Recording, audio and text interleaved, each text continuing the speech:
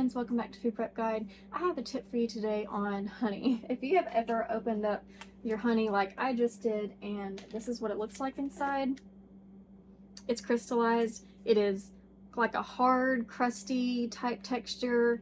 It's really hard to get out of the container.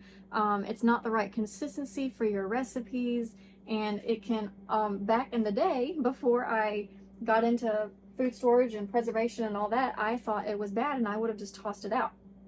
Kind of hurts my heart a little bit to know that I did that. But there is a very simple way to decrystallize your honey, and that's what I want to talk about today.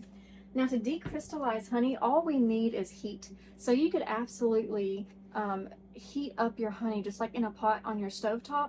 But the problem is if you heat it too high, you can kill off a lot of the good things that are in your honey.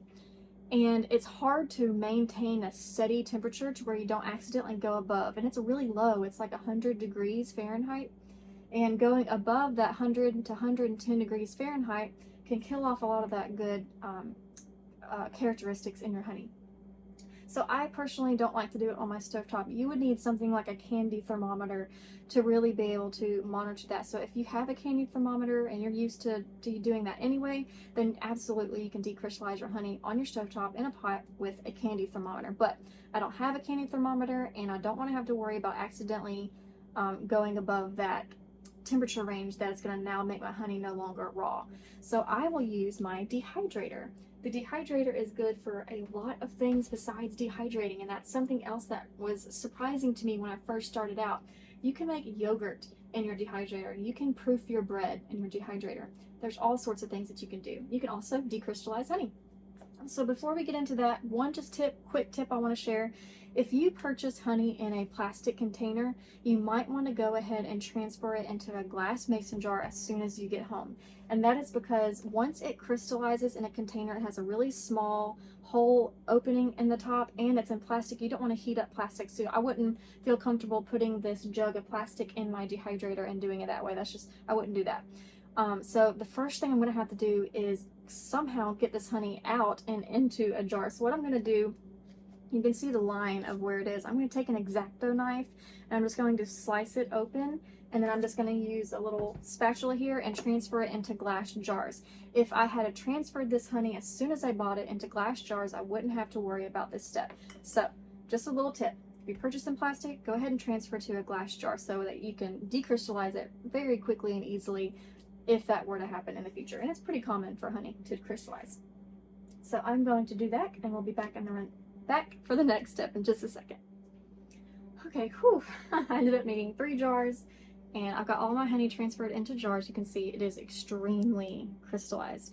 So what we're going to do next is we're going to actually take all of our dehydrator trays out of the dehydrator. Set those aside.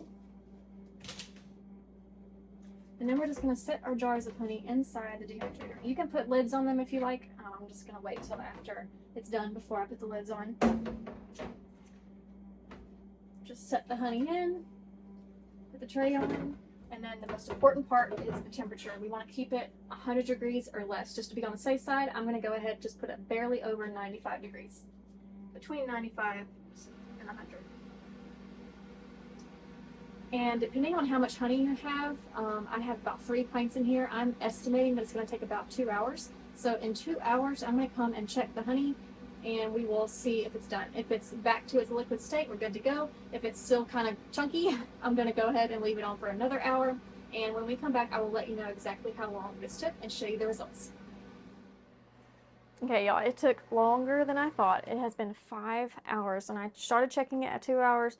Nowhere near done. And I think the problem is because my honey was crystallized all the way through. A lot of times honey, crystallizes only like at the bottom. Mine was a completely solid chunk of honey. So, but we are done now. Here is the jars. Here's what it looks like.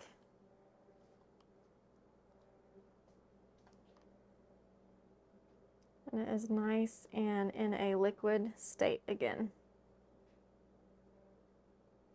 All 3 jars are good to go. So I'm going to put lids on these and put them in my pantry.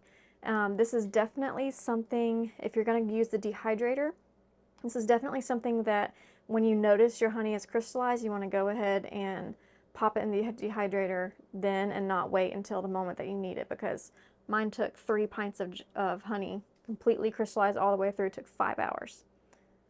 But at least I know that it is still alive. It's still in a raw state.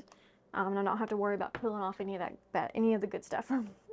Okay, y'all, I hope that was helpful to you, and we will see you next time. Bye.